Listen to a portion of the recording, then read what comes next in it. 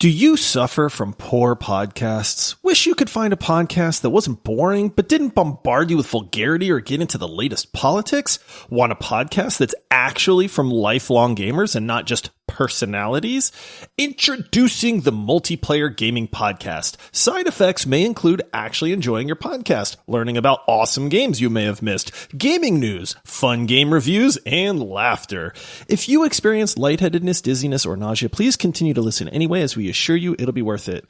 Oh, and check out multiplayersquad.com to get bonus episodes, early access, ad-free episodes, exclusive Discord perks, giveaways, basically everything cool. Check it out to get everything cool. Now on to the show.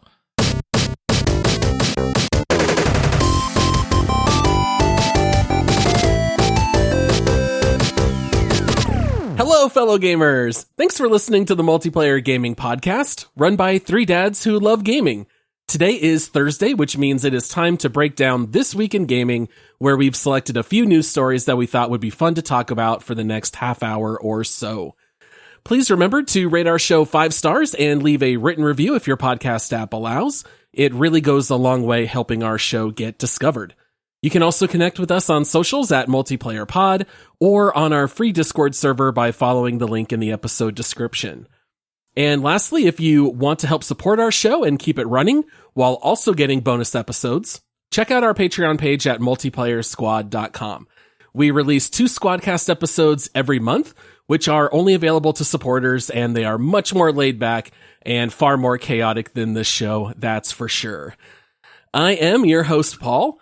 Joining me, he loves competitive first-person shooters, and he's just forging ahead, hoping to get his hands back onto one of our favorites from the last couple of years. It's Josh. Oh, buddy boy. I do love me some competitive shooters. Mm-hmm. And there is a mode coming out that I'm very excited about. Coming back after quite a while. And joining us, I never rob a bank without him. I'm not sure if he's the Bonnie to my Clyde or I'm the Bonnie to his Clyde, but in any case, banks in Miami are on notice. It's Michael. You know, it kind of goes both ways. You've never robbed a bank without me. True story, you've also never robbed a bank with me.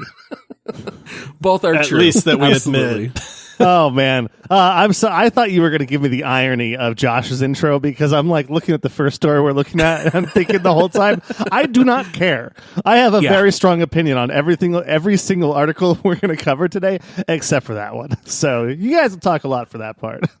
As a joke, I was going to say, Michael might not say a word for the first 10 minutes of this. I was just thinking the exact same thing. I'd be like, well, guns are fun. Sometimes in games. Yeah. Well, you know what? I think we want to let the people know that our Squadcast episodes that are only available to Patreon supporters are an awful lot of fun. The only thing I have to say, guys, is just don't eat centaur meat. and that will make far more sense if you support the show and get the bonus episodes. Hey, don't listen to Paul. Eat away. Eat away. You're safe. Okay. I seriously, this sounds like a shameless plug, but please support the show just so you can listen to that episode. I mean, we recorded it, just a bit ago, and I just have to say it's bonkers. And if you're, I mean, its support starts at $5 a month, but seriously, it's so worth it just for the two hours or 2 episodes of bonkers that you get every single month. So. Yeah, there's so much fun to record, and the response has been good, so we know people have been enjoying it. All right, so hopping into this episode here this Thursday, what an exciting week for news, guys. I feel like there's an awful lot to talk about, but let's just jump right into Halo Infinite's Forge mode. Michael, go ahead and get some shut-eye. We'll just start shouting your name when we get to a topic you care about. Okay, because I don't want Michael to tune out on this because I have already seen some very cool things that people are doing with Forge that do not involve shooting. Very true. In fact, some of the most famous modes in Halo, like Griff Ball, include no shooting whatsoever, and those things were birthed out of Halo 3's Forge, I believe is when Griff Ball was invented. So, Josh, you and I did a deep dive on Halo Infinite. And overall, what were our thoughts? Great. It's a great game. The PvP is great. The campaign is phenomenal. Overall, very good thoughts on Halo Infinite as a whole. And when's the last time we played it? Probably right around when we did that episode. Wow. And part of the problem is it felt like it was becoming a little bit stale. I think that's fair to say. And we've been waiting for Forge mode for quite some time. Now, if anyone out there isn't terribly familiar with Halo and specifically with Forge mode, basically it's just giving the community all the tools to build and create whatever they want. You can build your own levels from scratch. You can combine weapon abilities together to create new weapons. You can change all kinds of parameters in the game, and you really can do some pretty amazing stuff with it. And here over the last week, we've been able to see a lot of leaks of what the community's been doing with Forge mode, because even though Forge mode has not yet released, 343 put out an update that did release the code. And of course, people are very smart. They've been able to figure out how to access all of it. And so we've been able to see what some of the early things people have done with Forge. So, Josh, what do you think about what we've been able to see so far in these leaks? I absolutely love it. Nobody quite knew how much ability they were going to put into people's hands with Forge mode. Now, historically, they've given players a lot, but with Halo Infinite, we just weren't sure. Halo's had its struggles, in the multiplayer and some of the issues and things like that. So I feel like the general consensus is like, hey, they're struggling to do what they want with Halo Infinite right now. We're still waiting on the co-op campaign to come out. Yep. Forge mode, they've been talking about it, but it still hasn't been released yet. But all of that said, good things come to those who wait. And this is why I want Michael to not tune out, because yes, people are going to make cool maps. They're going to recreate all the maps that they wanted from previous Halo games that don't exist right now. I'm very excited for that. Yeah, exactly. Blood Gulch is the first one that comes to mind. So, we're good. Very soon, we're going to have all of our favorite maps to play, which is going to be great because you're going to have the crisp, tight gameplay of Halo Infinite, but with the older maps and things like that. But where it's really gotten cool is people are recreating like Silent Hill. So the PT game that was never released, somebody has recreated that in Halo Forge already. Michael's ears literally right? He literally just turned and looked at us like, and it's like, somebody recreated the Upside Down from Stranger Things. That's what I want to talk about. I woke up for a second. Sorry guys. I don't know if you heard me snoring or not. It took a minute. I read Portal guns. Like people are making Portal-esque levels. The Upside Down, Fortnite-esque building. Who cares? Wall running mechanics, horror experiences, and much more. That's from Hidden Xperia on Twitter. That stuff sounds really cool. Am I still shooting guns against other people in those, or is there other mechanics we're using? Is there also? Can I play Reinhardt in this new Forge? Well, funny enough, you do know Halo does have a gravity hammer, which basically kind of works like Reinhardt, where you smash it over someone's head. Yeah, you can do whatever you want in these modes, Michael. So I don't know if you've ever even heard of Griff Ball. It's literally like rugby. I'm sure Griff is a nice guy, but don't go near that ball. Yeah, so they create two teams going against each other, and you have a ball in your hand, the Griff Ball, and the rest of your team has swords and hammers. And your goal is as a team to strategically move across and for you to reach the other goal, and you score a point. So literally, this is like the Overwatch workshop. What do they call it? I don't even remember. The workshop, game browser. Right? Yeah, I think so. Yeah. Workshop. Yeah.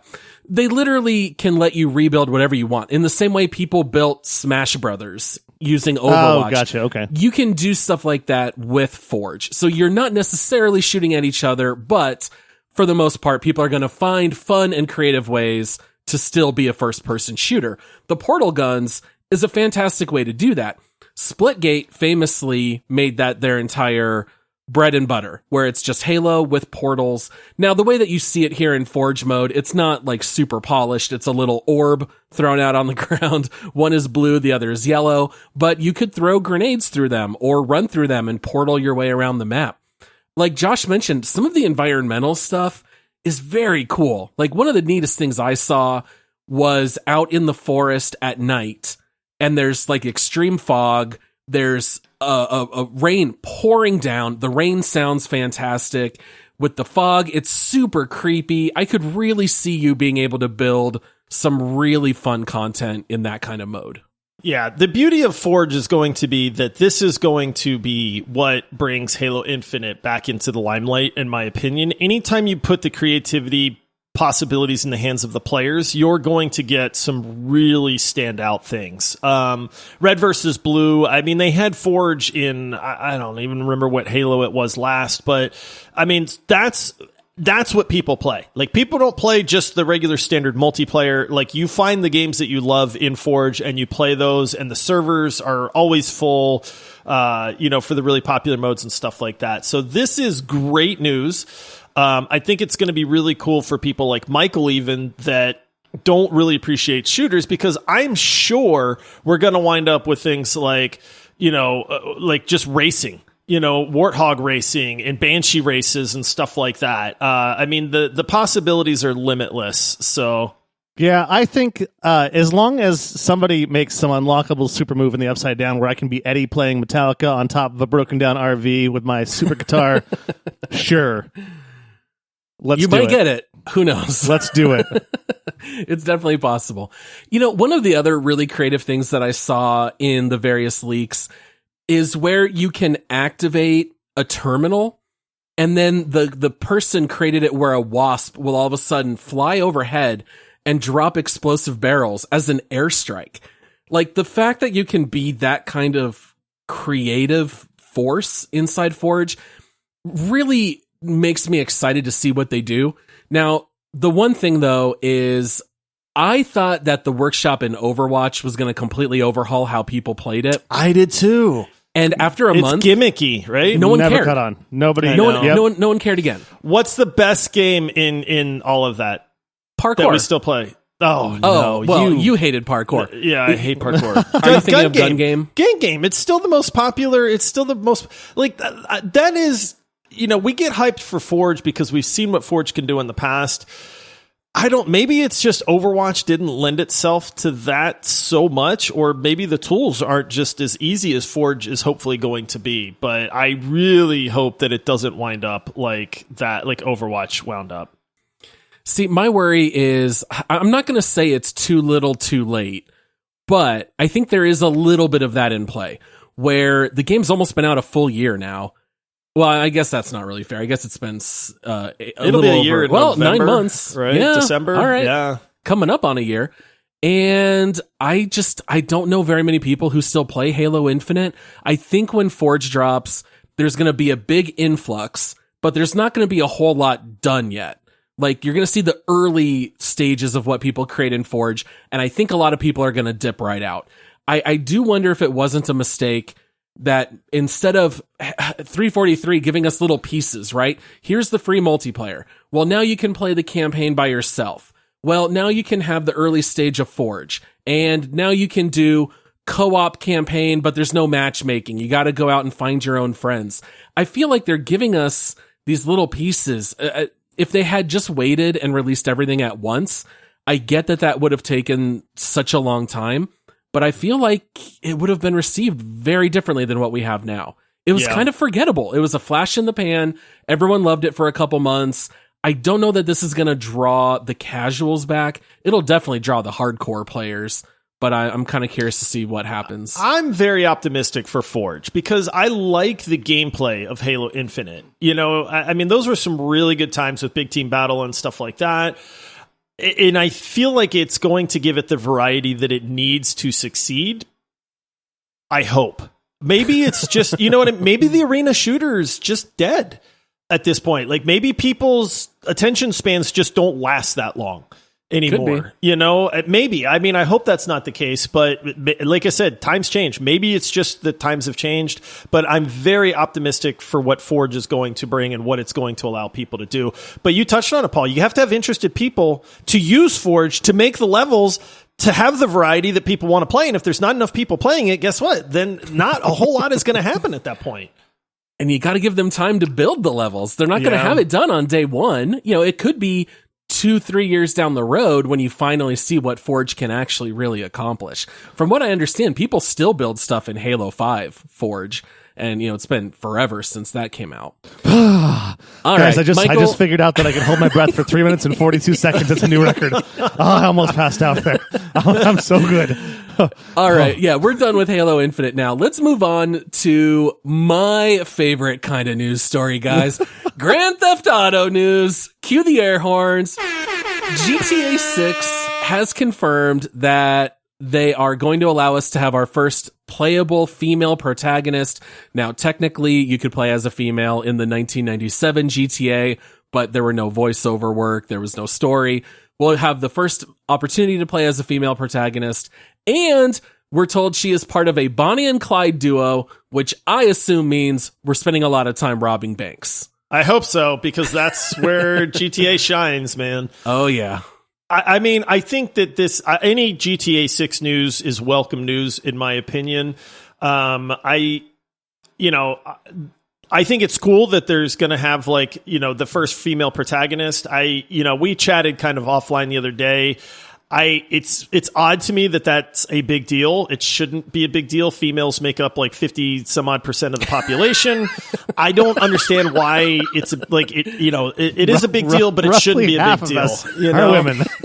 I think it's actually 53% or something like that, and it's shrinking. I saw something where it's I think it's less and less men. It's because women live longer than men, and so there's a lot of older ladies out there, for lack of a better word or term. But, because of scientific advancements, I think that men are living longer as well now, too. So it's starting to right size. We're starting to catch up, huh? Some really good BS, isn't it? I made that up just now. So that's the big news, even though it shouldn't be big news. So that's really neat. Where I think that the actual interesting news for this is this Bonnie and Clyde duo. Yes, I love it. I really like that. I mean, that's what made GTA 5 so good, is where you could view things from the different perspectives of some of the different characters and stuff like that. And what they touched on was just how grand their plans were for GTA 6 and how they actually had to pare those back just a little bit. Where they were saying that instead of having a city like San Andreas or something like that, they were actually trying to cover a large portion of the country for That's a while. Wild. Which is bananas crazy. if you think about the level of detail that goes into GTA games. And then I think they kind of went, listen, we'd like to release this game sometime within the 2020s. We probably have to scale that back a little bit. So instead of having half the country that you can go through, what we're going to do is we're going to have this duo of people where you can play as Bonnie/Clyde. We're using that reference because we don't really know a ton of it yet. We do know that it's going to take place in Miami, which I feel is everybody's favorite GTA. Welcome to Miami. It's the best city in movies, TV shows, games. You cannot go wrong with Miami. Speedboats, fancy cars, beaches, little Cuba, some good food there, right? I don't know. This news, it excites me. A female protagonist, super excited. Finally, right? The other part, I don't like the fact that they're talking about how it's supposed to have up to 4 protagonists, and I got out with it. I did not like bouncing around between Trevor and the other 2 guys in Grand Theft Auto 5. Michael, that's right. And then Franklin. Franklin was the other. I didn't like that, because just as I was getting to a spot, it's kind of okay, you're watching a TV show. I know we're a video game podcast, so I'll flesh this out real fast. But you're watching a TV show, and you're getting to a spot, and you're like, oh, something's going to happen. It's about to boil over. And all of a sudden, they go to a completely different set of characters. They don't come back to the characters that are about to do something big for another episode. And you're like, but what's happening with what I care about? I did not like that about GTA 5. That's good storytelling. That's Lost. how you do. Look, dude, look at Star Wars. Look at Star Wars, right? Yeah, when it's done right. Return of the Jedi. You've got Luke and Vader with Emperor Palpatine. You've got Han and the Millennium Falcon. You've got we all hate the Ewoks, but you've got the landing party down on Endor. That's storytelling to where you have all of the. Dude, wait, you don't hate Ewoks? Dude, the Ewoks are the worst. The whole plot line of them worshiping C-3PO is like the dumbest 20 minutes in That's a good all point. of Star Wars. That is good storytelling. They were supposed to be Wookiees, but they would have gotten a PG-13 or R rating if they'd have gone that route, and they said, we'll make them teddy bears anyways. No, I get what you're saying, Josh. I just didn't like it as much as GTA 4 with Nico Bellic. I liked having one character that I'm getting really attached to. I'm seeing the character get fleshed out. I'm seeing him do things. Guy tries to date like 9 different girls in that game, which is hilarious because he struck out a lot, by the way. But I didn't like the bouncing around, and now we're adding more bounce around characters in Miami, which is quite frankly a city that I just could not care less about. Oh, wow. Nope. Yeah, Miami rules, dude. I totally hear what you're saying, though, Michael, and I did not like the 3 protagonists in GTA the first time I played the 5th one, but it did grow on me later. And I could be wrong, but I think they ended up scaling it back where this next one is going to have 3 as well. I think they initially wanted 4 and then pared it down. But regardless, I love the idea of having more heists. We did a whole bonus round on our all-time favorite missions in games. And the first thing that always pops into my mind is 4-Leaf Clover from GTA 4, which is when Nico robs the bank with his crew. And you could tell everyone loved it so much that when GTA 5 came out, they're like, we're leaning more into the heists. Online, we're going to release heist after heist. Now you're robbing casinos and all that kind of stuff. So it seems like they're leaning into that side of things, which I'm 100% on board for. And the whole idea of playing as a female protagonist, it's not about being woke or anything like that. It's just a new experience, right? Like, we keep playing as male gangsters, and there's a lot of overlap. Like, how many times are we going to drive by or plant car bombs and have the same conversations? It's just going to add a new flavor and a new experience. I couldn't be more ecstatic about this news. I'm very hyped about GTA 6. Yeah, I am too. The downside is that the other part of this article said that there's no other part. There's no other part, Josh. There is, unfortunately, is that they're saying, and this is coming from, I believe, straight from Rockstar, but they're saying that it's at least 2 years away still. I'm so sad. Which means I'm putting it at 2025. That's going to be when GTA 6 comes out. You could be right. I think they're going to shoot for 2024, and then it's going to get delayed to 2025.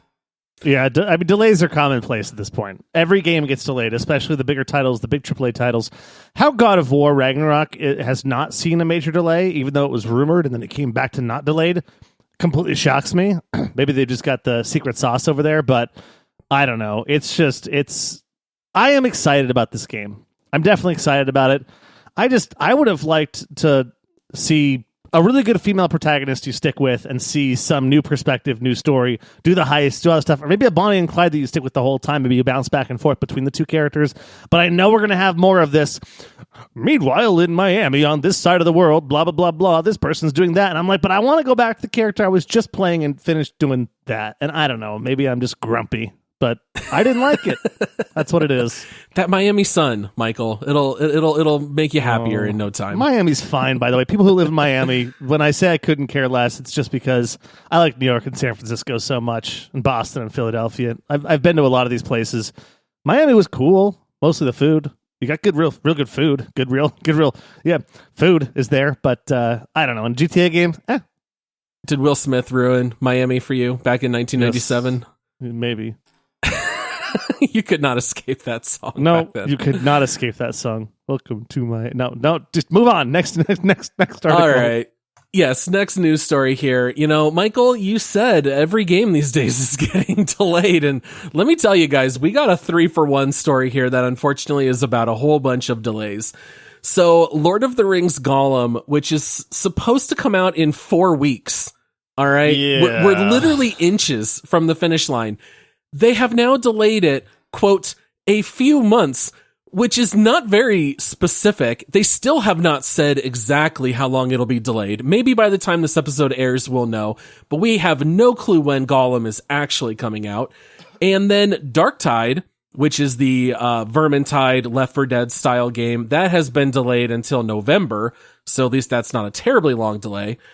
And then what I'd probably like to talk about the most is Knights of the Old Republic. Oh, this hurts, man. This one stabbed me directly in the heart, and it did it with a lightsaber. Like, so it's cauterized. I'm still alive, but it still hurts so bad. like Kylo Ren right into Han Solo's heart, right? We can spoil it. Don't even do that. Han Solo deserved more. Oh yeah, he definitely did.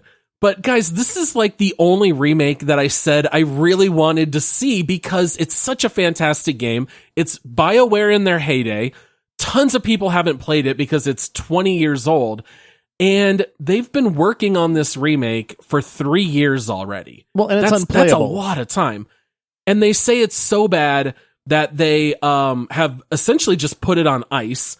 They say it is, quote, in serious trouble and, quote, delayed indefinitely. It's done. They even said at the current pace that the target would be 2025. Guys, how does it take 6 years to remake Knights of the Old Republic? This is what I don't understand because the game is already there. It's already like all you have to do is make it look good. Just give us better polygons. Hire some voice actors, up the polygon count. You know, give us a few quality of life improvements from a game from 20 years ago and release it. I'll bet you there's some modders that would take it on for free. Oh, man, I bet you there is. But here's the thing with this is that they've basically come out, and if I remember right, it's like Aspire Studios is the one that's handling the remake on this. And they basically said, listen, it's a beloved game. We're having to recreate the entire game. This is not just throwing polygons and hiring voice actors or whatever. We literally have to reinvent this entire engine and recreate this entire game from scratch.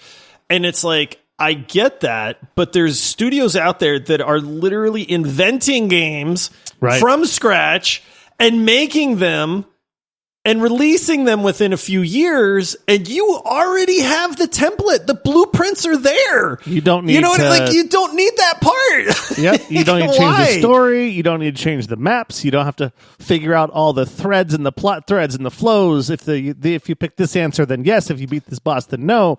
You don't have to do any of that. All you have to do is make it, and please do. But it sounds like it's completely dead. I am not hopeful that this will ever get off the ground. I'm with Michael on this. They're saying it's on pause indefinitely. Apparently, it is not sounding good for the KOTOR remake on this one, which makes me sad. I looked up the timeline of the original, and they announced that it was going to be made back in 2000. The game was delayed several times, and it released in 2003. Wow. So it took them 3 years to build the entire game. The whole thing. Story it all. And it's an amazing game. This is not saying like it came out and it was okay. Knights of the Old Republic 1 and 2 are some of the best RPGs ever made. Widely known as easily the best Star Wars game or games, if you put the sequel in there. A lot of people put in number 1, number 2. But then RPG-wise, it's in the top 15 RPGs of all time. There's a reason to make this game. People will buy it. They will sell it. Charge $60. Shoot. Put in a special edition box set for $278. I'll buy it. Michael I'll buy 2 3. of them. Yeah. I don't know about 3. Okay, Paul. But no, the whole thing is like, what is, I would like to know because they're being cryptic about it. And I want to know what the problem is. Why is it so hard? I feel like, honestly, it's lack of direction. I think that when you have a game studio or a game company that doesn't know where they want to go or have somebody that is directing everything, then that's where people run into issues. You know, look when Jeff left Overwatch, man. It started falling apart. Yeah. You know, you need that guy to say, hey, here's the vision. Let's make this happen. You know, keep the different departments in line and talking or whatever. I don't know. I'm not a game developer. Apparently, it's pretty tough because there's all these studios that are running into issues. Yeah, Last comment. It's got to be a rough job. Last comment on this. Everything I'm reading about this, because I pulled up like 4 articles on it now, every single thing is saying, we're confident it's going to be great. We're confident this is going to be fantastic. It's just a massive undertaking. I will bet you guys that within the next 4 Twig episodes, so within the next 30 calendar days, we're going to be reading about how this is on ice forever.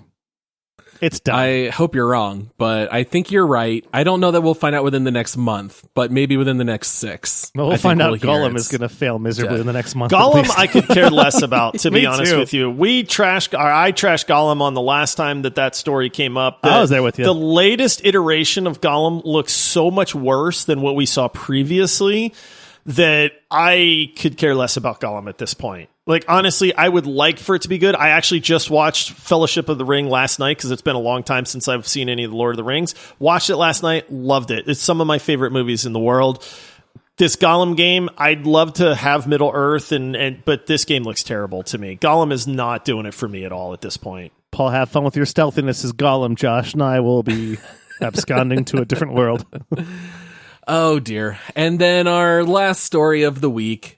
You know, all three of us, we love VR. We've tried implementing some stuff about VR here on the show. We've done a deep dive on Demio. All three of us have Oculus Quest 2. I'm sorry, I'm not going to call it the Meta Quest 2. Yeah, I'm not calling I hate it that. that No name. such thing as a Meta You Quest can't 2. make me. No. Oculus is such a cool name. It's so stupid to lose that branding. Anyway, Meta announced that they are raising the cost of the Quest 2 by $100, which means that the cheapest version will now be $399. But it's not all bad news. Josh, tell the people about the new features that are being added. Oh, there's no new features, by the way. Yeah, they're just raised. Oh, but they're giving you Beat Saber for free, which is a $30 value. Oh, it's like 5 years old, and we're going to raise it by $100 out of nowhere? This is goofy to me, man. It's got to have a lot to do with just the state of the economies right now. Things are more expensive. Chips are hard to get a hold of. When I look at this, though, I think yes and no. Yes, is it still worth it? Sure. It's a good headset. It's the best portable headset, hands down. People agree with this, right? But absolutely. If it's going to be your primary in-home headset and you don't plan on using it portal, sorry, folks, there's better options out there for less than $500 now. HTC Vive Cosmos Elite, you can get that bad boy for about $450. It outspecs the Meta Quest 2 by a lot, from what I understand. And if you want to spend a couple $100 more, too, there's just a lot better out there. So it just really depends on what you're looking for. I don't know. I don't know how I feel about this. I feel like it kind of puts it in the same price range as almost every headset. So what's the advantage now? The advantage was portability. The price. Yeah. Here's my thing. I still think it's worth the price. Like, honestly, to me, getting an Oculus Quest for $299 felt like I was getting a steal. VR is, it's a lot of fun in short doses, and then it sits on my shelf for 6 months. And then I have a ton of fun with it for a week or two, and then it sits on my shelf for 6 months. VR is a thing where you are paying for the experience, and that just mind-blowing, when you put that on and you play a game in VR and it works, like Half-Life Alyx or something like that, it's incredible, but it is not meant to be a primary console. All that said, I still feel like the Oculus Quest at $399 is still worth it, because that's not phenomenally expensive. If you've never played VR, you're probably going to get a ton of enjoyment out of it. I get that they raise the price on it, especially later on. Usually things get cheaper, but with the economy and everything else, it's kind of like, I get it. It's not something that we see a lot. And surely this doesn't have anything to do with them losing $2.6 billion last quarter trying to develop the metaverse. As far as that goes. And failing. Right. But it's kind of like, I feel like $399 is actually a fair price for an Oculus Quest for what it is. It's just kind of hard to swallow going from $300 to $400. It's a 33% price hike. I get that it's got to go higher, but man, that's a lot of money. Like you're weighing your options between a Steam Deck or a Switch or a Quest, and the Quest 2 is pretty limited in what it can do. If you already own all the others and you have expendable income, then sure, you probably don't care if it's $300 or $400.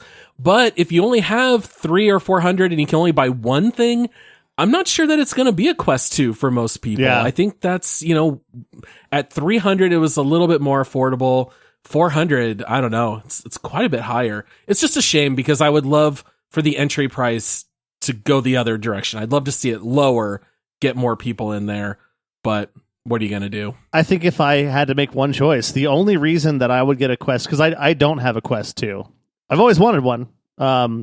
But I've got 3 other peripherals that I've got. And my thought, though, is I'd probably rather get the HP Reverb G2 or the Vive, because just the specs are better and I'm not traveling with them. Are those self-contained, though? That's the beauty of the Quest, is I can literally just grab it, take it to my friend's house, put it on, and it's ready to go. But how often do you do that?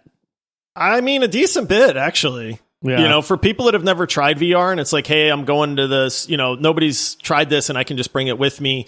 There's something to be said for the self-contained portion of it. Like not having to set up the sensors, not having to have 8 USB ports on your computer taken up by a full system. There's a lot of convenience factor there. You make a good point too, because legitimately I'm about to in September travel for about 22 hours to the Philippines for work. I'm probably getting a Quest 2 and sitting in my little chair with my stupid VR headset on for 22 hours. Yeah, but I mean, you can. That's the beauty. I sure of it. can, and I will. Yeah. Oh my goodness, you're gonna look hysterical sitting on a plane with your Quest 2. Well, we got just the biggest... reaching out for things. Yeah. Well, we forgot the biggest news of the. We forgot the biggest news of the week, though. My Steam Deck showed up. Yeah, you got your Steam Deck in. That's one of the mobile gaming things, right? Yeah, I could care less. I have a feeling on your Philippines trip, you might be using that Steam Deck more than the Quest. No, I'll be using that a lot. Probably a lot more than Quest, yeah. Oh, goodness. Well, this was such a week for news. There was so much for us to cover. We want to say thank you to all of the listeners out there for downloading this episode. As a reminder, please check out our Patreon page to unlock the bonus episodes. You can do that at multiplayersquad.com. You can also come chat with the three of us on Discord along with other listeners. Just check out the link in the episode description. And moving forward, we will have a quick take episode on Saturday, as always. And then our next full length episode will be on Monday, where we will be deep diving Wasteland 3. I feel like that one has been in the works for quite a while. Yeah. So that'll be really fun. It's a big game. Yeah, I was going to say, I'm looking forward to talking about it with you guys. I think it's going to be a blast. Yeah, I agree. All right. Well, thanks again, everyone. We'll see you all next time. Happy gaming. Paul, I love the fact that you just thanked everyone who downloaded the episode. In my head, I'm like, are we not thanking the people that just missed the episode? Oh, they'll never know because they didn't hear it. They don't get thanks. Nope. No thanks to you. You didn't listen. No thanks to you. Cheers, everyone. See you, everybody.